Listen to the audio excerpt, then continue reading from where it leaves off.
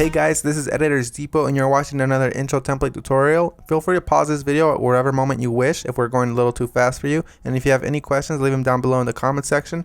We always reply to every single comment, and if we're away for a minute, just go ahead and comment down below and there's very friendly people that will help you, guaranteed. It's important to remember that this is a pre-made tutorial that we've carefully selected and approved because we noticed that it works the exact same way. If you have any questions, comments, or it's just not working for you, just leave a comment down below and we'll get back to you, guaranteed. Now this tutorial requires both Adobe After Effects and Cinema 4D. You will absolutely require them. If you do not have them, go ahead and visit EditorsDepot.com. We can do any template customization at very affordable prices. Just feel free to select the template you wish and check out with it and detail everything you want on the template. Now that that's out of the way, all you're going to want to do is open up the Cinema 4D file. So here it is, and we already have it open, so we're going to go ahead and bring it up. And as you can tell, everything is ready to go. All you have to do is replace the text, render, and you're done. Except one little thing, there's sometimes problems that come up with the templates, and I'm going to go ahead and cover them here. Sometimes the audio will be included, and you don't have to worry a bit about that. As you can tell on this template, the audio is included.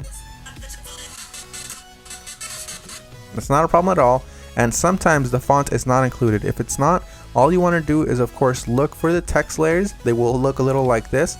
Select it, and then hit font, and select any font you wish.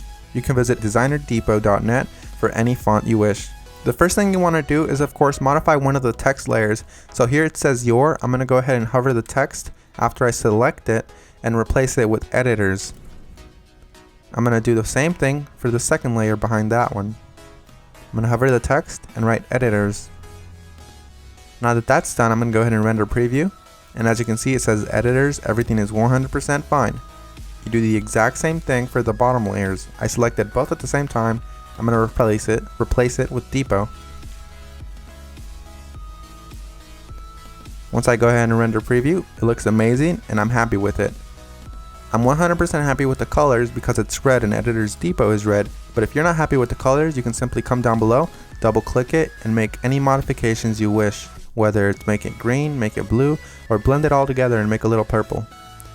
I'm going to go ahead and keep it this way, and I'm going to go ahead and go to my render settings now. Once you're in the render settings, you're going to want to make sure that your width and height is set to 1920 x 1080 if you have a very good computer or decent computer and you have time. If you have a slow computer and you probably don't have that much time, you make sure you set it 1280 by 720.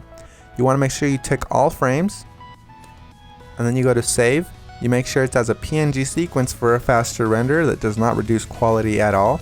And you want to make sure you select file here. Make sure you make a folder for this one render sequence that's alone and empty. Mine is template render, and I'm going to name my every single sequence render. You close that and you begin the render.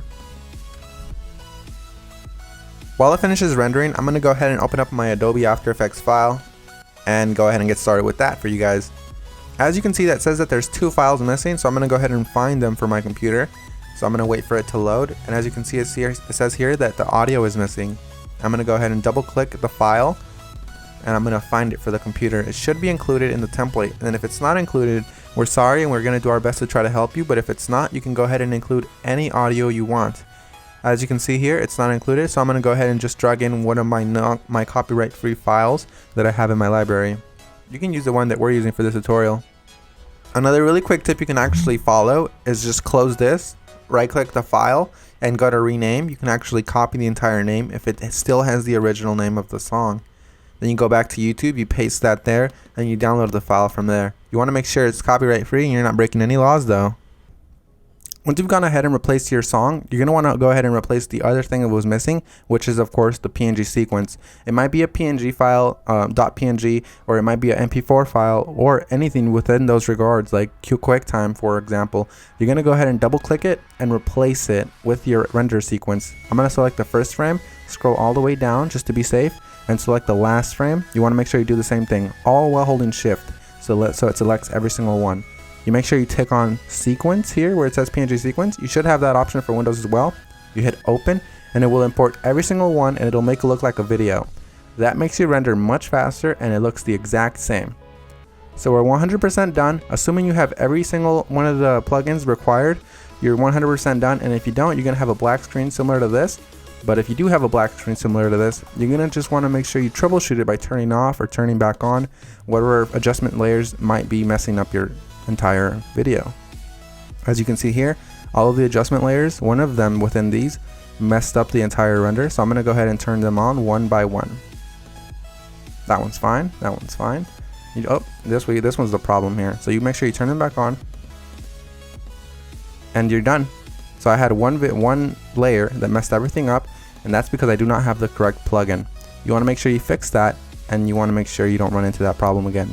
And finish the composition by adding it to the media encoder queue. That pretty much summarizes our video, guys. I hope you all enjoyed it, and if you did, remember, drop a thumbs up if you liked it. Drop a thumbs up if you are a fan of us and you like what we're doing. And guys, we really appreciate every single one of you from the bottom of our hearts. We really appreciate every single one of you guys, whether you're liking this video, disliking, or you just left and you didn't even watch this tutorial, guys. Hope you all have an amazing day, and as always, this is Maurice. Visit EditorsDepot.com for any customization of templates, and have an amazing day. Take care, guys.